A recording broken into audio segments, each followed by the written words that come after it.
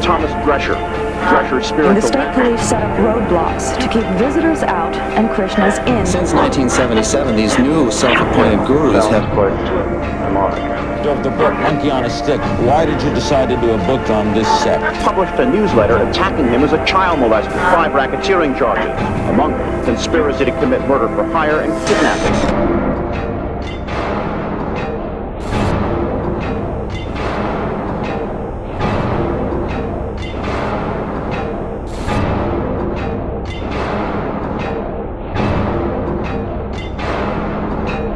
Oh, 11 princes who killed their king, who held their meeting the following spring. Oh, 11 princes who took control, who bought their fame and sold their soul. Oh, 11 princes to whom earth was their pie, who divided it up all based on a lie. Oh, 11 princes who ruled with an iron fist, whose divine right came from a list. Oh, 11 princes who sat upon the throne, who became emperors with a land of their own. Oh, 11 princes who enslaved the new, who banished the old to hide what is true. Oh, 11 princes who measured by numbers sold, who turned the temples into their palaces of gold. Oh, 11 princes whose philosophy was deceit, who had others bow and worship their feet. Oh, 11 princes who took the lead, who always put first their ambition and greed. Oh, 11 princes who became the only way, who still have followers to this day. Oh, 11 princes who wore their crown, who one by one came tumbling down. Well, basically, all these guys, they just saw an opportunity. They're just like opportunistic criminals, you know. You know, somebody leaves their car running with the keys in it, and the criminal walks by, and he just gets in the car and goes away. So they saw, here's an opportunity where they can have money, they can have sex, they can be in charge of things, and anybody who gets in their way, they can have them beaten up or killed. You know, it was a criminal takeover. And it started with killing the founder with poison. It was a criminal conspiracy.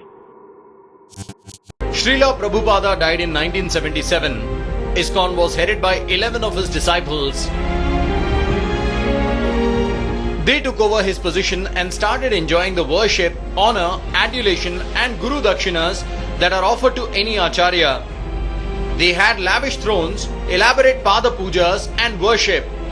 Their behavior and conduct was allegedly completely different from the standards set up by their founder. They are even alleged to have marginalized those who failed to accept them as gurus. Non-cooperating followers were stripped of their services, humiliated, and some even expelled. New disciples were allegedly inducted, and a good number of the original disciples of Srila Prabhupada left the institution within a few years.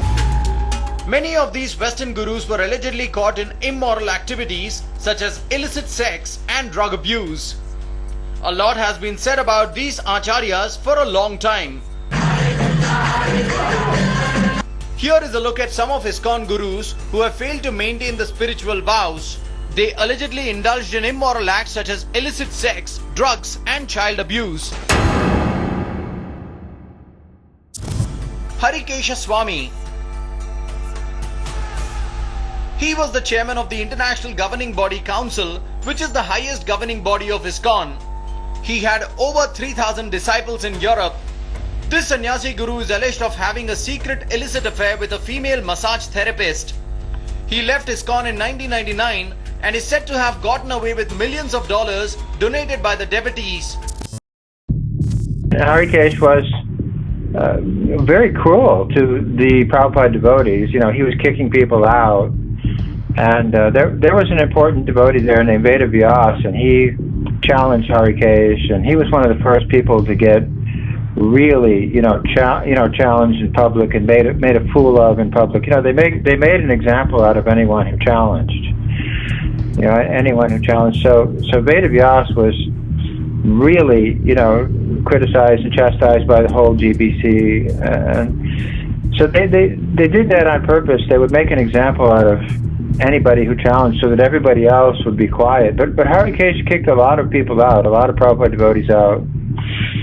And, you know, one of the big problems was they kicked out a lot of Prabhupada devotees just immediately. You know, like literally hundreds of them. Bhagavan kicked out a whole bunch of Prabhupada devotees in Paris, and he just left them stranded at the Paris train station. You know, and then of course they called Harikesh and said, we would like to come here, and Harikesh said no. And so, in other words, they ganged up together on these, you know, the dissenters, and didn't want to allow them anywhere. Bhagavan was, you know, had a problem with dating a disciple. Harikesh was dating his disciple. Jayatirtha was dating a disciple. Rameshwar was dating a disciple. Satsvarup was dating a disciple. You know, so they all had these problems, but they didn't all come out at once. Harikesh thing just kind of went on and on and on because he covered it up. I mean, he kept saying, "This is my therapist, and me and my therapist need to spend a lot of time in the room alone because she's giving me therapy." You know what I mean? So it was covered up for years and years and years, and you know, everybody suspected something was going on, but we really didn't have proof. And then, I mean, finally it became just too obvious that he was having a problem with this woman. Well, at least 1 million. I think he asked for 2 or 3 million. There were some very tense meetings with him and Hari Sori and some of the other leaders, you know. And basically he blackmailed them. He said, if you don't give me $1 million or $2 million, whatever it is, you know, I'm going to spill the beans on all of you because I know all the crimes that all of you guys are doing. I mean, he could have maybe gone to the police and really, you know, got some of them in trouble for all kinds of things. So he threatened them. Yeah, so, you know, no one knows the exact amount, but we do know that right after he left, he bought a big villa, you know, on the French Riviera or something like that, you know, very expensive property. So he definitely left with a very substantial amount of money because he was able to buy this very substantial property. He left that place, and I think he's living in Alachua, Florida right now. And I don't know what his living situation is, but, you know, on the other hand, if, you know, a fool and his money are soon parted, he probably just blew all that money. You know, because he really didn't have any other further income. He was given a lump sum payment, and he probably just burned that up and, you know, doesn't have a big income now. But I understand he still gets some money from some Russian disciples. I mean, I was in England. Jayatirtha was actually having sex with a disciple, and we all knew that because a girl photographer, she wanted to have a photo of Jayatirtha in Samadhi. You know, every morning he was in Samadhi in the bushes behind the manor. So she said, she kept asking the guards, you know, I need to go in there and have a photo of the Guru in Samadhi. So finally one day they let her in, and she comes in, and Jayatirtha's having sex with a woman, you know. So she takes a picture of that, and, you know, we all found out about the picture, you know what I mean? So everybody knew that Jayatirtha was having sex with this female, you know. But on top of that, he was taking drugs, he was taking LSD, he was offering LSD to his Shalagram deity, and he was screaming and yelling. I mean, he was just like, he would just go completely berserk because he was just stoned on all kinds of drugs. And he would just start yelling and screaming, and he would jump off his Vyasasan into the crowd, you know, like the punk rockers. Yeah, they jump off the stage into the crowd. So he would do exactly that. And his singing was so way out of whack and way out of tune. Even the GBC knew his singing itself was just a sign, you know, that he was stoned on drugs. So they sent a team to England, Jayapataka, Bhagavan, Rameshwar, to, you know, put out the fire. So they had a big meeting with all of us, and they said, you know, sometimes the Acharya, you know, he falls down and he takes intoxication. We had one disciple named Navanita Chara, who was very a sincere devotee originally. I knew him when he first became a devotee, you know, and I was very friendly with him originally, you know. But Navanita Chara was taking all these drugs and everything, and But he just couldn't tolerate the fact that Jayatirath was having sex with the wife of a disciple. He just knew that's wrong. But plus, I think all the drugs eventually got to him and everything. So at some point he just said, Jayatirath is the biggest demon on the planet. That's what he concluded. And I have to kill him. And I have to kill him thoroughly, because he's a demon and he can come back to life again. So Jayatirath was friendly with a life member in London, and this life member had a store called Knobs and Knockers, and he sold brass door knobs and things like that. And so Jayatirath had a key to this place, and he would go visit this guy, and he was very friendly with this guy. So the guy gave him a key to the shop, so he could just walk in and hang out there, So one day he opens the door and goes in, and Navanitacharya, jumps right in behind him and pushes him aside, and then closes the door and locks him in there. So he stabbed him like 73 times, and then cut his head off slowly with a knife. And then the police came and said, what happened? And Navanitacharya said, my work is done. And he had set Jayatirath in a lotus position. Jayatirath's legs were in a lotus position, but his head was in his lap. But then I have a friend in England who saw Navanitacharya about 8 years later, and he was walking down the street in London. And in England, they never let somebody out of jail for murder, ever. If you murder in England, you're in jail for life. So my friend thought that Navanitacharya had escaped. He was in a mental asylum, for the criminally insane. And he says, how did you escape? And Navanitacharya says, I didn't escape. They let me go. Why did they let you go? Well, because, Jayatirath was the biggest importer of the drug ecstasy into England, and the government didn't know what to do about it, because at the time the drug was legal. So they were really wondering, how can they stop this guy, Jayatirath? And I did the job for them. I stopped this guy. So they let me out for doing service to Her Majesty's government.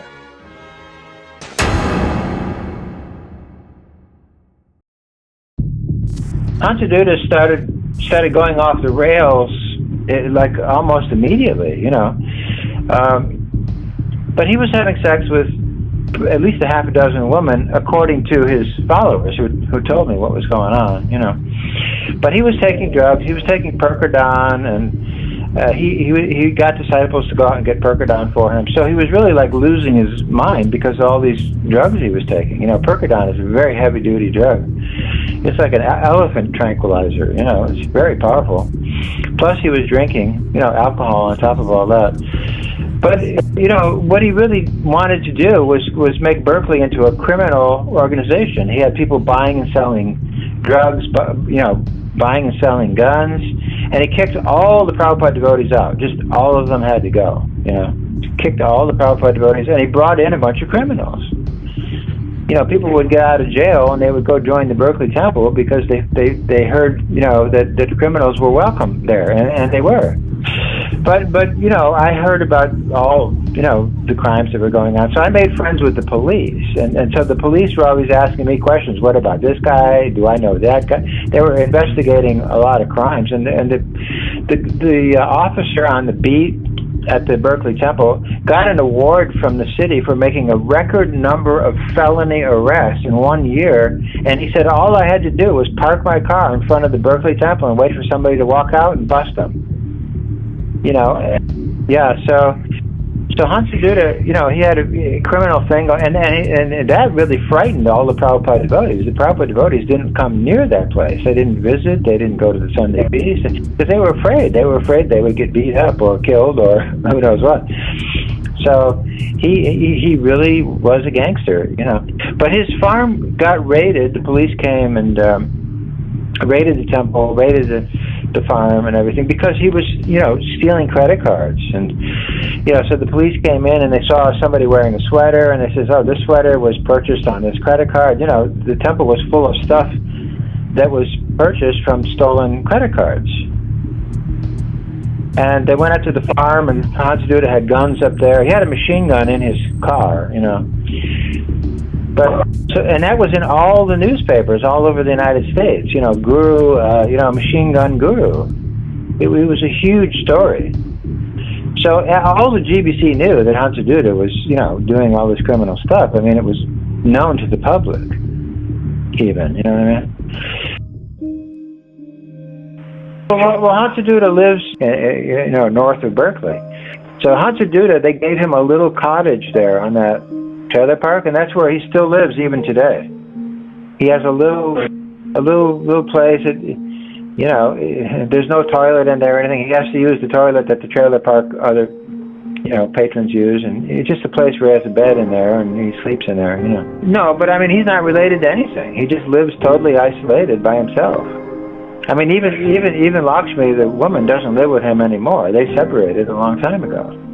He's out of the picture, and plus he's not in good health. I've seen him at the Berkeley Temple a couple times, and he looks pretty out of it. He's got a Tibetan hat on. He's got a Tibetan cane with a bell on it, and he's got a real long beard. He looks really straight, but he has a lot of health problems and things like that. But anyway, yeah, the bottom line is he's no longer really a relevant person. He's fizzling out. Hridayananda Dasa Goswami. He was another sannyasi and also part of the governing body council. He is alleged to have been mingling freely with women. He reportedly resides in Beverly Hills, Los Angeles, and not an ashram. He is alleged to have been leading a life contrary to the principles of sannyasa taught by Srila Prabhupada, and even continues to act as a guru. Hridayananda, yeah. I mean, Hridayananda right now, even a lot of the GBC hate this guy because he's really coming out strong for gay marriage, and they don't like it. He's got this website ISKCON.us, and he's advertising all kinds of gay people and gay things on there, and even some of the other leaders just can't stand it. The problem is there's no control anymore in ISKCON. I mean, even if a leader goes off the rails, there's no, who's going to say anything? Who's going to fix that? There's no way to fix it. And he's even using the name ISKCON. His website uses the official legal name ISKCON to advertise gay marriage. Yeah, so, the problem with Hridayananda is he's just very liberal with things, and obviously he didn't really agree with a lot of things Prabhupada said. But for many years he always had a problem of having, young, beautiful women living in his house, and he had a, woman secretary and a woman this and woman that, and, he was always being criticized for that the whole time, really. But he's one of the masterminds of a lot of the mischief in ISKCON. I mean, when the GBC all wanted to get rid of Bhavananda, Hridayananda stood up and said, no, we need to keep Bhavananda. Whenever things were going to be corrected in ISKCON, he stood up and said, no, we can't correct this. We have to keep the bad thing going. Well, he's very big in South America. He has a lot of following down there, so... But yeah, he still has disciples, and he still... but the GBC, they suspended him last year, but this year they reinstated him. They wrote a letter saying he's officially back in as an official member of ISKCON. So we're just stuck with this guy. We can't get rid of him. One time, another revelation is one time we were walking in that park, Rancho Park, and Giriraj's mother came. Giriraj was with us then. He was brahmachari, of course, at that time. And we were walking, and someone said, Giriraj's mother is here. And so I still remember, I know exactly where it was in the park. And so Prabhupada turned, and of course everyone stopped. And she was about maybe 50 yards away. So Prabhupada's a gentleman, he just waited, and then she came. And then Prabhupada did something which amazed and astonished me, and sort of opened up new dimensions of spiritual life. It sort of opened up new dimensions of spiritual life. And that is, even as a sannyasi, he shook hands with her. Because we had to say we had an immature understanding would be perhaps too generous. But Prabhupada was a perfect gentleman. He shook hands with Giriraj's mother, and we continued walking. So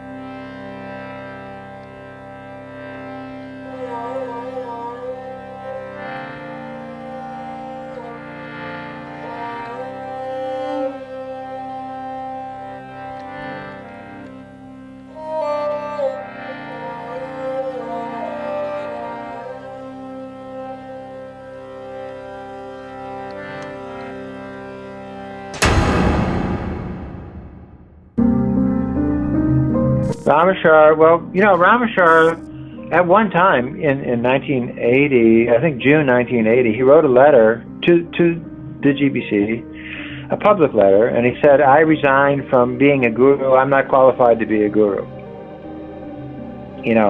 None of us are qualified. We shouldn't be accepting all this worship. And it was a very nice letter. And right away, Sridhar Maharaj and Bhagavan and all these people, they said, we can't have this, So they convinced Ramachar to go back to being a guru, But then shortly after that, there was, a problem where he was dating a disciple, and he was just like out of it more and more. But his biggest problem was some of his disciples were selling drugs. They had this thing called the PDI, the Prasadam Distribution International Business, which was his people. I don't know if they were directly his disciples or they were Prabhupada disciples, but anyway, there was a criminal enterprise going on, which he was part of. Apparently he must have known about it because the Laguna Beach Temple president was involved with it. They were selling heroin, and so this got busted by the FBI. The FBI raided the Laguna Beach Temple and arrested a bunch of people, arrested the temple president there. And so, Ramachar just barely scraped through that because, the big question was, did Ramachar know that this business was going on in his own zone, in his own temple? And this was in all the newspapers. This story was in all the newspapers. Well, what happened after Sulochan was murdered, I think he was worried that he could have been implicated in the murder, because his people were part of the group that went after Sulochan. There was 4 guys. 2 of them were Ramachar's disciples, and 2 of them were Kirtananda disciples. And this all went to court. But the problem was that the FBI gave immunity to Ramachar's people if they would testify against Kirtananda's people. So that was a big mistake, because what happened in the court, the judge said, were you one of the shooters? They asked Ramachar's people, were you one of the shooters who shot Sulochan? And the answer they gave was, hey, you'll never know because you gave us immunity already. So that was a mistake. But anyway, Ramachar was very worried. So he just, one day he had a Ford Taurus station wagon and he piled it up with aluminum suitcases full of stuff, and he had a cowboy hat on, and he just hopped in his Taurus and he went to New York, and he just drove away and left. He went to New York and he supposedly married a lawyer, a Jewish lawyer, supposedly. Well, he disappeared. So he basically lost a lot of money. The family lent him a bunch of money, and what I'm told is that he lost a lot of that money. The wife he married, he never told her that he was a Hare Krishna, and people kept calling up the house saying, I need to talk to Guru Maharaj, and she says, what is all this? And you know what I mean? So she left him, the family got fried with him, and so he kind of came back to ISKCON with his tail between his legs a little bit, And he's hanging around L.A., but he's another guy that has no credibility. He just doesn't have credibility.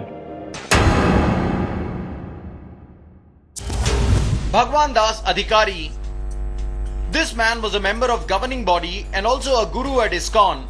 He was known for his extravagant lifestyle and alleged of cruelty to his devotees. It is also said that he used golden cups and plates and also golden fixtures in his toilet. He is further alleged of having a secret affair with a woman and left ISKCON in 1986, taking away lots of money. Bhagavan had a woman problem of some type, and he also cleaned out the safe. He took all the money out of the temple safe, from what I'm told, and he ran off with a woman, and he came to America. But again, he just blew through that money pretty quickly. So he lives around the Bay Area somewhere, but he later on he became a follower of Narayan Maharaj. He became a big supporter of Narayan Maharaj, and he still is. He still says Narayan Maharaj is the way to go, and this and that. He's never really come clean with all the issues. Yeah, he lived very opulently in France, and for a while he was staying at very expensive hotels. I mean, I went to Paris one time, when he was the guru there, because I was doing some business in England, but I was getting some of my supplies from Paris, so I would go to the temple when I went there. So I went to the temple one day, and I noticed the shower was full of 2 feet of dirty, horrible-smelling water, you know. And you know, the shower was one of those sunken showers where, you know. But anyway, I said, how does Bhagavan tolerate this? How does he take a shower here? And they said, oh, Bhagavan never stays here. He stays at the 4-star hotel down the road.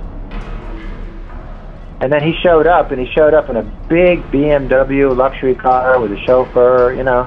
So these guys just became very removed from, you know, what was going on in ISKCON. They just had their own private houses, private lives, private hotels. Satsvarup moved into the Howard Johnson Hotel. He never went to the temple. He just stayed in the hotel all the time. Well, he's not officially part of. He's not really officially part of anything. He just, you know, he's kind of an aloof guy. But again, he doesn't have any relevance because he doesn't have any credibility. Who's gonna listen to what he has to say anymore? Kirtananda Swami. He was one of the early disciples of Srila Prabhupada. He was also among the first 11 disciples who went on to become Acharya after the death of Srila Prabhupada. Kirtananda Swami was expelled from ISKCON in the year 1987. This was because the governing body investigations revealed illegal acts to have occurred within his jurisdiction. At about 7 this morning, the state police set up roadblocks to keep visitors out and Krishnas in their community. Armed with federal search warrants, 50 federal and state officials raided 5 locations. Items seized included financial records, files, and computers. They also got box loads, which filled moving vans. Those were full of bumper stickers, general purpose stickers, and hats bearing the logos and colors of professional football and baseball teams and various colleges and universities. One unidentified Krishna, stopped along the road, claimed that the Krishnas are sent in teams to sports arenas. They offer stickers or hats to fans, then ask for donations.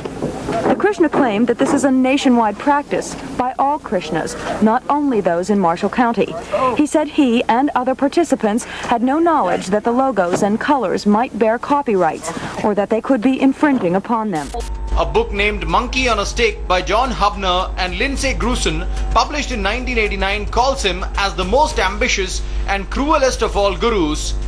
It also alleged him of running a drug ring and involvement in child molestation and racketeering. The concept of the book, Monkey on a Stick, where did it come from, John? Why did you decide to do a book on this sect? I'm a child of the 60s, Larry. I grew up. I remember extremely well when these people first appeared on college campuses and on city streets, and it was enlightening. Here was a Hindu religion that had come to America. I didn't know anything about it, and like most people, I went my own way, forgot about it, and then 15, 20 years later, I heard about some of the things that you've mentioned, murder, and that sort of thing, and I wondered how something that started out so good could have turned evil. He was also alleged of murdering another disciple, Sulochana Das, who attempted to expose his immoral activities.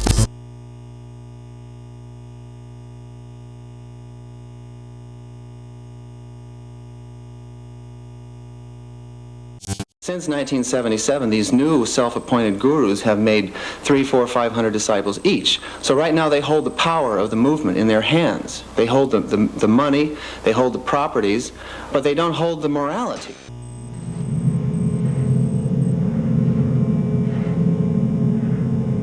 Explain the title. Monkey on a Stick comes from a murder, Larry. It occurred here in Los Angeles on May 21st, 1986. A former Hare Krishna devotee named Steve Bryant had started a one-man crusade. He was kind of ISKCON's Beider Meinhof gang, who he was going to expose the 11 gurus who were running the movement. He put together a chaotically written expose called The Guru Business, in which there was a myriad of charges. Police, journalists around the country wrote him off because he couldn't produce any hard evidence. Then he ended up dead out here, and as a hard-bitten cop told me, he bought credibility the hard way. He died for it. He became the monkey on the stick for the movement because that's a Hindu proverb that the founder brought to this country when he brought the religion. In India, when a monkey breaks into a banana plantation, they impale him on a stick, put him outside for the other monkeys to see, and the other monkeys know to stay out of the bananas. Steve Bryant became the human monkey on the stick. In 1990, the US federal government indicted Kirtananda on 5 counts of racketeering, 6 counts of mail fraud and conspiracy to murder 2 of his opponents in the Hare Krishna movement. It also charged that he ordered the killings because the victims had threatened to reveal his sexual abuse of minors.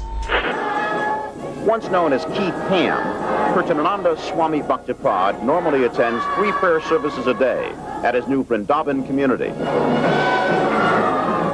But this Baptist minister's son has spent much of the past 2 weeks in federal court. Why? 5 racketeering charges, among them conspiracy to commit murder for hire and kidnapping. Helga Bryant testified for the prosecution. Her son Stephen, once a follower of the Swami in the mid-'80s, published a newsletter attacking him as a child molester. Commune fundraising techniques, he said, included illegal drug sales and prostitution. He said he wanted to destroy them.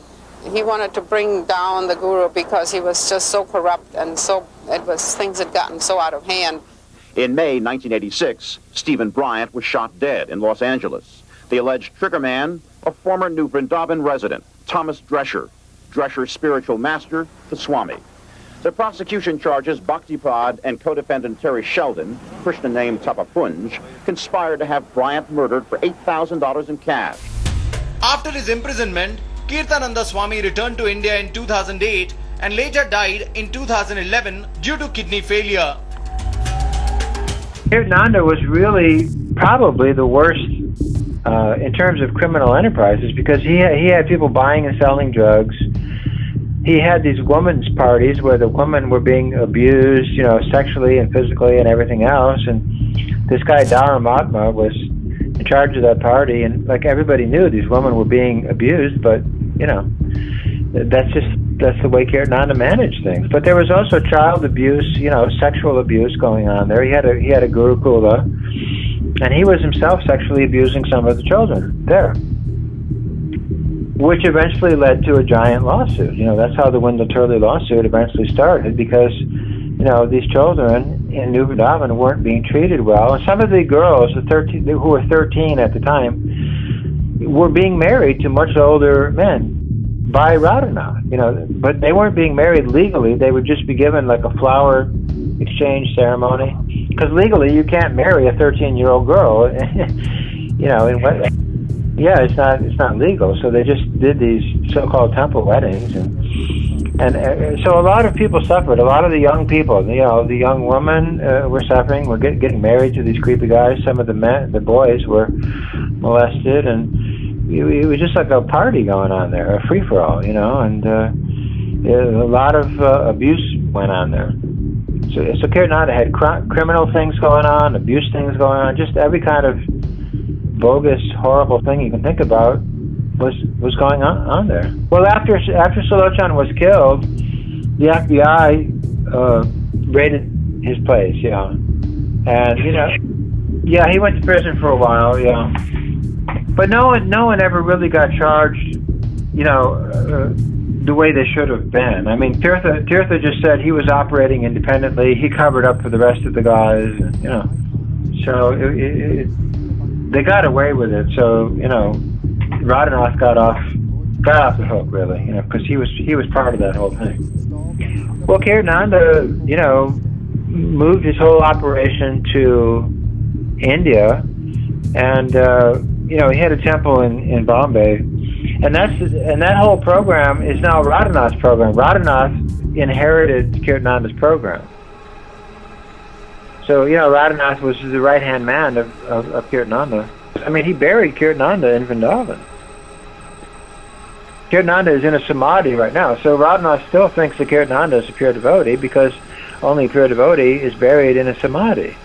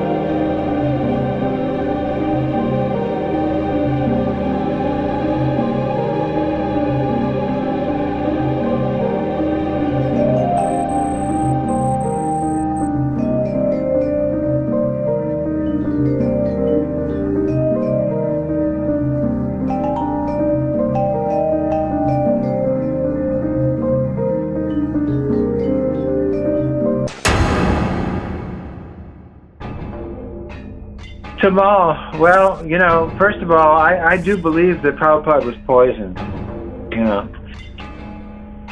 And I believe the main culprit in that is Tamal. I believe that Tamal was very envious of Prabhupada, you know. But, I mean, Tamal was always causing trouble, even when Prabhupada was here. He just, you know, this started really with Vishnu John. You know, Vishnu John, I think Vishnu John, if he did kill himself, nobody knows what really happened to him. I mean, the last person to talk to him was Tamal. But, you know, Tamal just hated Vishnu John and was always giving Vishnu John a hard time. And he was trying to take over his... Vishnu John had a couple of buses, and, you know, he was doing this college program. He would go to college campuses, and he was making a lot of devotees, and he was doing a lot of preaching. But Tamal wanted his buses. He had this Radha Damodar program, and he was trying to steal Vishnu John's buses all the time. But I had a very strange experience with Tamal. I was in L.A. chanting in front of Prabhupada's deity, and I just felt that someone was staring at the back of my head. This was in like 1976. And I turned around, and Tamal was literally about 6 inches away from me. I mean, he was right in back of me. And he said, "I know you, Ranjan, you're waiting for Prabhupada to die so you can sit in his seat." So he was thinking, who is going to be sitting in the seat? So this was in 1976, you know. Now, at the same time, you know, Tamal had, during that time, had a lot of problems with Prabhupada. Prabhupada wanted to send him to China because he wanted to send all the householders to Australia and have only brahmacharis, you know. So he was doing all these things, and Prabhupada used to say, Tamal is making my movement topsy-turvy, he's trying to ruin my movement, he's trying to take over my movement. Prabhupada said things like that. So Tamal was very motivated, and I think he was the main Judas of the Judas program. He was very friendly with Bhavananda, too, you know, and so right away he made Bhavananda a big authority, you know, after Prabhupada left. And Bhavananda had all kinds of problems. Well, you know, there were several people whispering around, you know. Now, one of the statements on the poison tape is where somebody says, "Jay, God damn it, Jay." Well, there's only one Jay in the room. That's Jay Israel. Jay Israel is Jai Advaita. And then right after they say that, they say, "You'll get your 10%. So, you know, but who is there any other Jay in the room? There's only one Jay Advaita. There's only one Jay Israel. So I think Jay Israel, you know, I don't know. I mean, I don't think there's a better explanation. That's my point. If there's a better explanation, I haven't heard it. Who's directly involved? I think Bhavananda was involved because he was like laughing, you know, in the background. Tamal, Jai Vataka, Jai Advaita.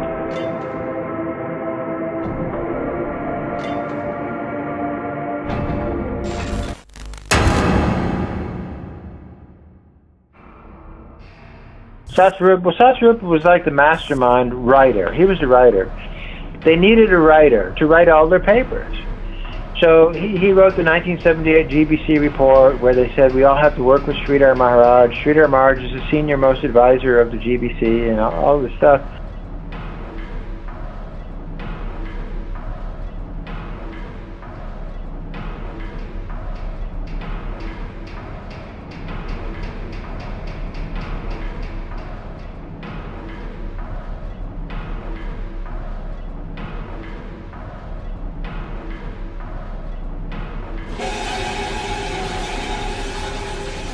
Hansaduta told me a story where they were all in a room and they were all discussing this whole thing.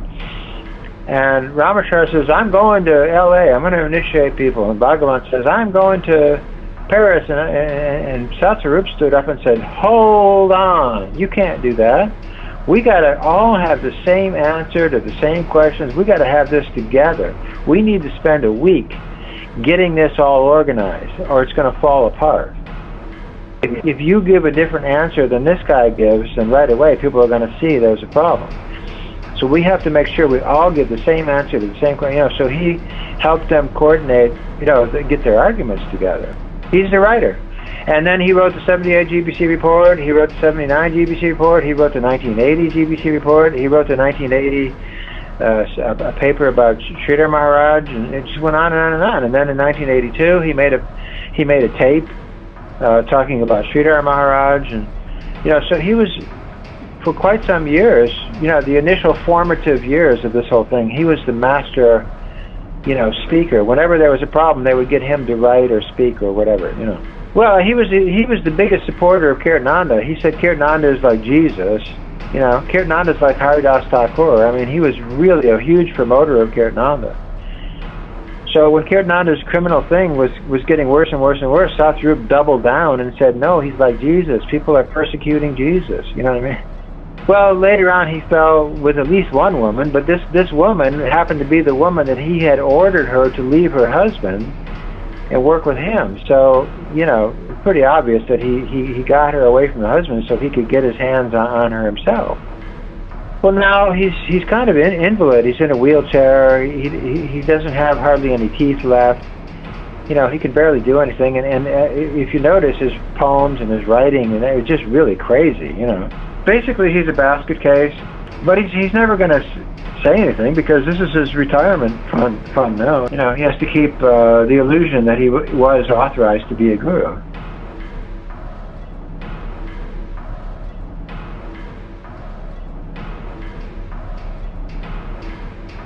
Bold as she was, she placed his hands on her breasts. She then kissed him, and placed her tongue in his mouth. His tongue also entered hers. She embraced him and, by now, he had a half erection. Raja Das sat down and combed his genitals.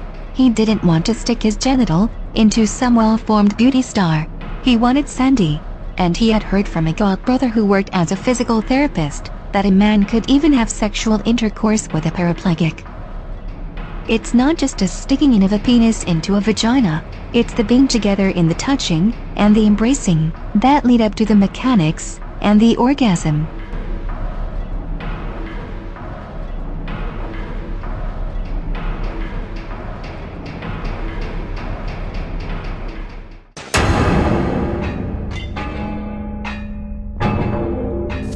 Well, mainly he was, engaged in homosexual activities, and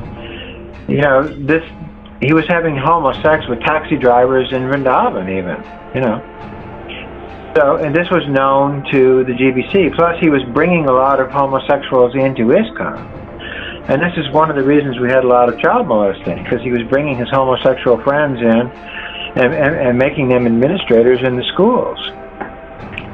And so then they were molesting children. And I'm pretty sure that Jayapataka and others knew that this was going on, Well, yeah, they had piles of reports about his sexual activities, and this came up in 1986, and so the GBC had an emergency meeting, in Mayapur. They suspended him in 1985. They gave him a suspension. You're suspended because of all these reports. But in 1986, they reinstated him. So they knew, but like I said, Hridayananda, Jayapataka, and others all stood up and said, we need to keep Bhavananda in the Vishnupad Acharya position. So they did that in 1986.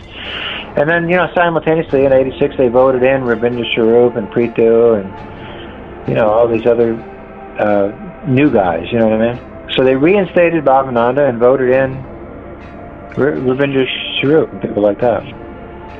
Well, no, because none of this was ever taken to court. I mean, it was all internal. The GBC had all these reports, but they never took it to the police. Well, Bhavananda's in Mayapur now, and he's working very closely with Jayapataka and Hari Sori and all these guys, and building the Mayapur temple building. Why are the very same persons who raped and tortured me and others as children given charge of building this temple? What is the agenda, and how has this been allowed to go on?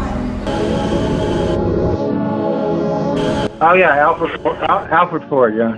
Ambarish. But I do know that Ambarish does know about a lot of the problems going on, and he doesn't seem to, say or do much about it, But he does go to Mayapur, and he does hang out with all those guys all the time. So it is strange, How could he be so friendly with all these guys, knowing about all the, the problems that these guys have caused,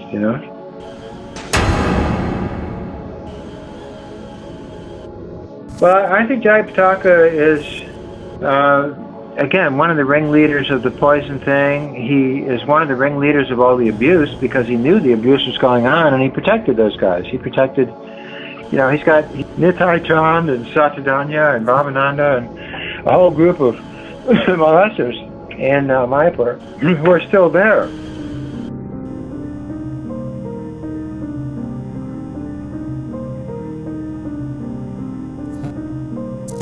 He never really made an effort to get rid of this program, and rectify this program. I think he's covered up for this.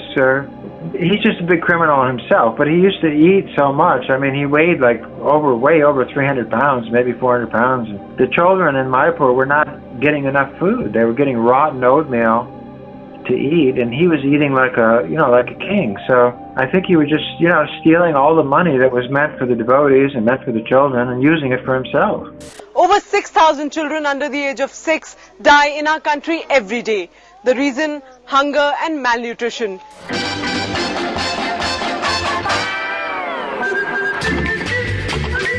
It must be great being a guru. How often do you have a feast like that? Oh, 2 times a year. Yeah. And that's why he became so big and so fat, and that's why he eventually got a stroke, which almost killed him. A very dark guy, and he knows about a lot more crimes than any of us would know. You know what I mean? And he's just a big thug. But at the same time, Krishna's put him in a really difficult situation now. He had a stroke, and he's having a lot of major health problems, and he's younger than me. He's younger than me, and he's like 900 years old. I mean, he caused a lot of trouble for the devotees who were in the Calcutta temple.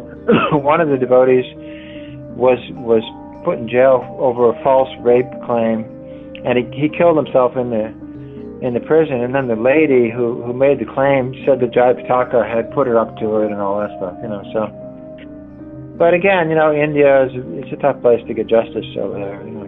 Yeah. So they have money, and they basically buy their justice over there.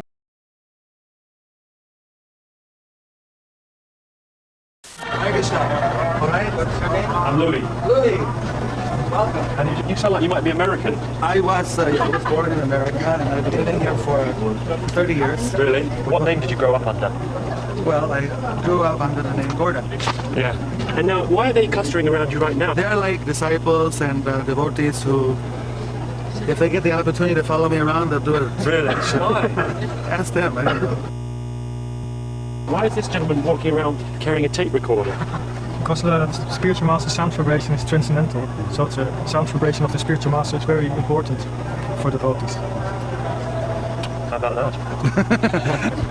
Excellent. Let's go. I'd like to show you the campus over here. Hare Krishna, Hare Krishna. Hare Krishna, Hare Krishna. Now what happened then? You see, he wanted to touch my feet, but actually when people touch your feet, they're touching because they want to get like a blessing. Yeah. But then it also puts their vibrations on the person. So generally it's not recommended we let people touch our feet. Really? What, it puts their vibration on you? Is that bad? Well, we get overloaded at a certain point. Really? How many vibrations can you take? Also, it's quite embarrassing, people touching your feet. Yeah. I could get used to it. There was a plane crashed in New York, and it split open, and 8 people were thrown out, and they just landed on their feet and walked off unharmed. Everyone else was killed. But the moral of that story is? Those 8 people had karma that wasn't their time to go.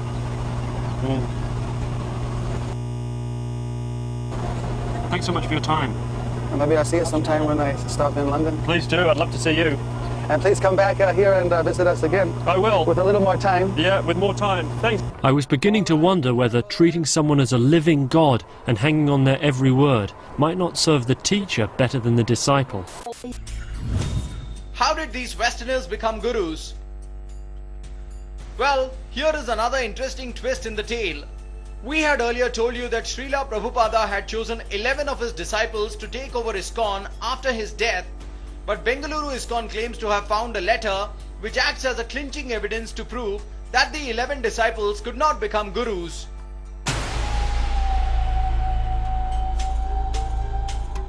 According to a letter written by Srila Prabhupada in July 1977, he directs that his chosen disciples can only act as Ritvik, which means that they are one representative of an Acharya. But according to ISKCON Bengaluru, the 11 disciples he suggested turned out to become Acharyas and Gurus, and a good number of them even fell from grace. Does this mean that Acharyas across ISKCON worldwide are self-proclaimed Gurus? Well, if the letter written by Srila Prabhupada is to be believed and accepted as authentic, then it questions self-proclaimed ISKCON Gurus worldwide.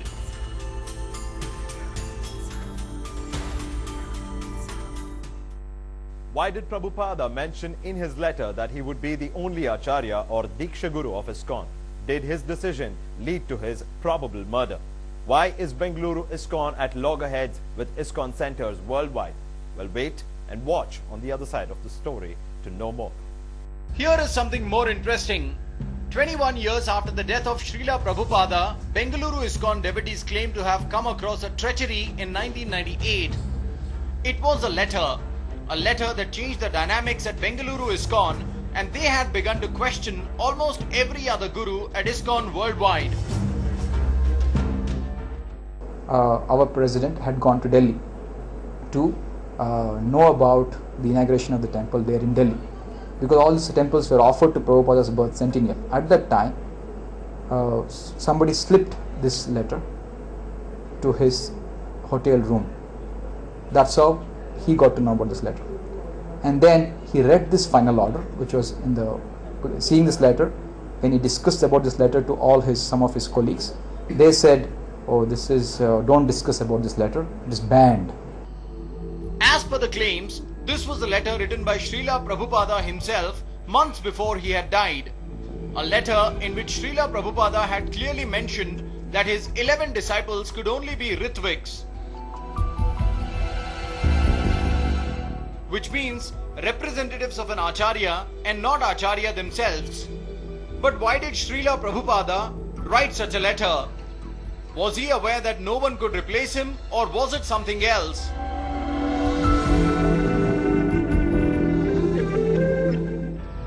According to Bengaluru ISKCON, Srila Prabhupada had felt that the members and devotees of those times, who were mainly Westerners, had not developed the required spiritual stature, knowledge, realization, immense purity and gravity required to occupy the post of his spiritual successor as an Acharya.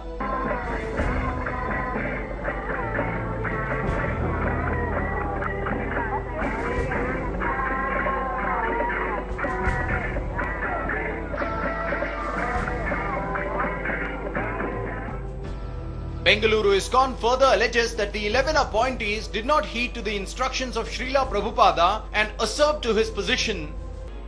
Bengaluru ISKCON claims that such corruption in other centers have forced them to constantly fight against other ISKCON centers worldwide. They claim that the system of self-appointed gurus is the cause of such rampant corruption. ISKCON Bengaluru further claims that their fight against corruption has irked ISKCON centers worldwide, and that is why other centers have started to malign them, keeping ISKCON Mumbai in the foreground. We stood up and said, you cannot be gurus.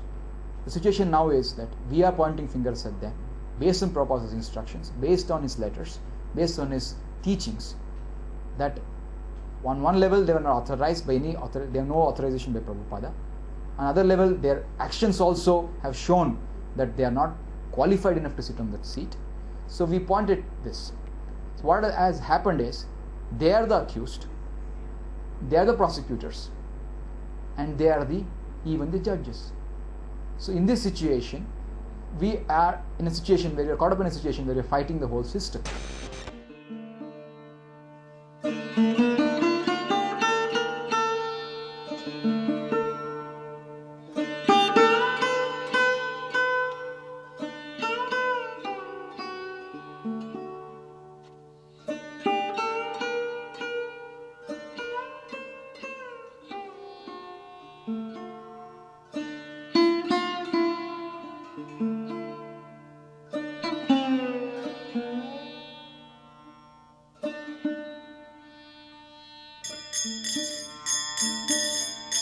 Krishna कीर्तन गान नर्तन पनो प्रेमामृतं मनिधि धीरा धीर जन प्रिय प्रिय करौ